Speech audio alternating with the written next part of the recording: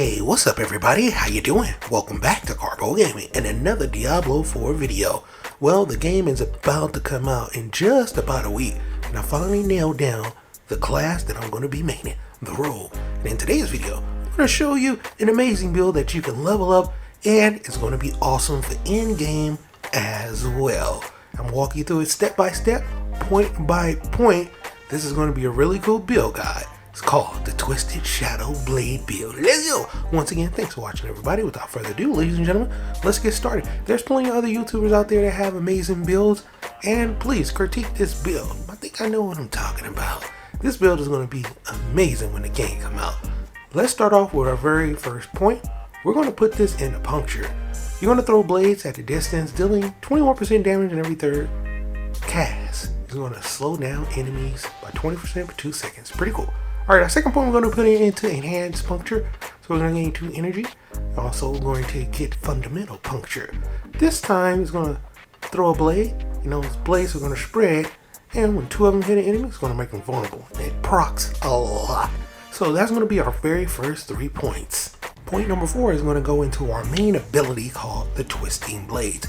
We're going to impale an enemy with our blade, dealing 45% damage and making them take 8% increased damage from your impalement, which is pretty cool. So a lot of damage right there. We're then going to put our 5th point into enhance, and then we can go to advanced twisting blades.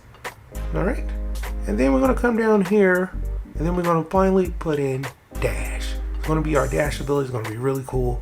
Enhanced dash is going to be our next point, and then you can go with either or. I'm gonna go with discipline dash because it's going to slow down enemies and proc CCs. All right.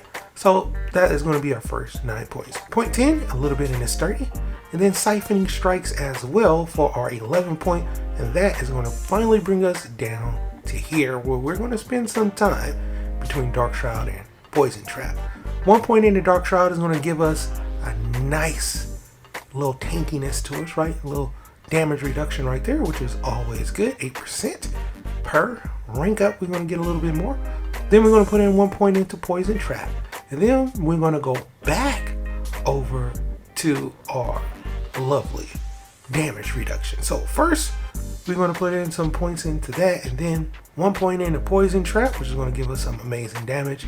Then 1 point into Enhanced Dark Shroud. And then countering Dark Shroud, which is going to give us a little bit of crit for our abilities. So that is going to be our first 15 points. We're at rank 15. All right.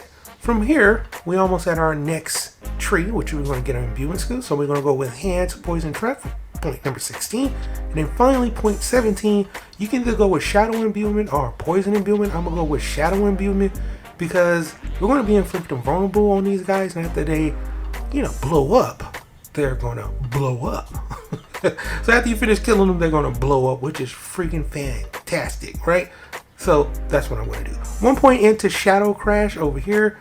Little lucky hit chance, but it's not really about that. It's to get to here for our next point, consuming shadows. Each time you kill an enemy with Shadow Imbuement, we're going to be regenerating 10 energy for the very first rank. Now we have our resource generator, which means we'll be able to get all of our abilities back a whole lot faster. We never have to worry about getting our energy back, right? That's at point 19. So for our level 20 point, we're going to go right here in the Mixed Shadow Imbuement. Now we're going to go into Blended Shadow Imbuement. And now every time we blow up some of these enemies, they're going to inflict vulnerable on them. So it's going to be vulnerable between our very first ability and this ability as well. We're going to finish rounding on our poison. And then we're going to come over here to Exploit. A little bit more damage. We're going to skip this tree right here. So 1 point into Malice. And now we're dealing damage to vulnerable enemies and when they're not healthy. Pretty cool. Now we are rank 24. All right, so we still need to get to our key passive. So what are we going to do? Well, what I'm going to do is I'm going to go ahead and finish leveling up Exploit and Malice. Now we have even more damage coming from all of our abilities that synergizes together. So at rank 28, I'm finally going to come back over here and I'm going to plug in all of my points and max out Twisting Blades. Now I'm at level 32. All right, now from level 32, we need to get to level 33. So we need 1 more point and then we can pick our key passive. I'm pretty sure I'm going to go with precision, but you can choose whatever you want. But for me, I'm going to go with precision. Critical strikes with marksman skills grant you precision. You gain 4% increased critical strike damage per stack of precision up to a maximum of 20%. And when you have maximum precision, your next marksman skill is guaranteed critical strike that deals 40% increased critical strike damage and consume all stacks of precision. Pretty nice, pretty nice. Like I said, you can pretty much choose wherever you want. That's what I'm gonna choose. We still need to get to point into this Dark Shroud. Now we have 33. You can choose whatever point you want to plug that into to get to the key passive, but at rank 33, level 33, you'll be able to pick your key passive. All right, and I am going to go with precision. So that's where I'm gonna go with this build. I'm gonna hook myself up with a little bit of more damage for my marksman skill, which we'll be using quite a bit. Now we are at rank 34. We are going to come back over here into Dark Shroud, and I'm gonna finish leveling that up. Or you can go into Shadow Imbuement, totally up to you. I'm pretty much gonna go with damage reduction. I like not taking damage, that's just me, you know? So build up my little bit of tankiness, and then I'm gonna come over here to Shadow Imbuement because I don't think we should have any problem with dealing damage at all, especially at this level. You know, everything should synergize, but if not, you know, I'll just switch it up and put points into Shadow Imbuement for the other one, no problem. Now we at rank 46, 1 point over here, so whenever we run, we're gonna get our energy back. Precision Imbuement, which is nice. We're gonna get a little bit of crit damage for our Shadow Imbuement. Now we have 47. We only got a few more points to plug in. What are we gonna do? Everything is maxed out over there, so we're gonna max out sturdy, and now we're a little bit more twinkiness, right? A little bit more twinkiness. We got 12% damage reduction on that bad boy, so we're feeling good about ourselves now. So why not get a little bit more energy regeneration with consuming shadows whenever we kill an enemy? Now we want to get whopping 30% energy, right? And then we're going to go ahead and plug in one more point there. 52. Remember, we're going to get 2 points from our renown, and I'm not sure if we're going to get any more points from our renown, but if we do, we'll be able to plug in more points. Between all of our abilities, we'll be able to plug vulnerable on enemies and get our abilities back super fast. Now, there's a cool thing about this Blade Dancer aspect, which is an amazing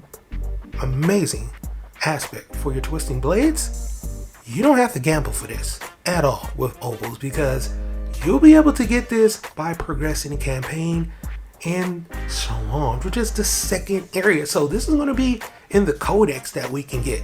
So yeah, this build is going to be nice because it's not hinged on any legendary, and the one legendary that you probably want, you can get from reaching the second area. So boom, there you have it. That is going to be my build for launch. Of course, when I get more legendaries and I make this build even better, I'll put out that video. But for right now, that's pretty much going to end it. I hope you truly enjoyed it. As always, if you're new to the channel, how you doing and welcome. Don't forget to subscribe, because right here at Karpo Gaming, I upload a wide variety of videos, range from updates, tips and tricks, guides and news, and a whole lot more. So hopefully you enjoyed this video.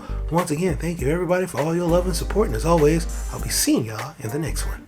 Later.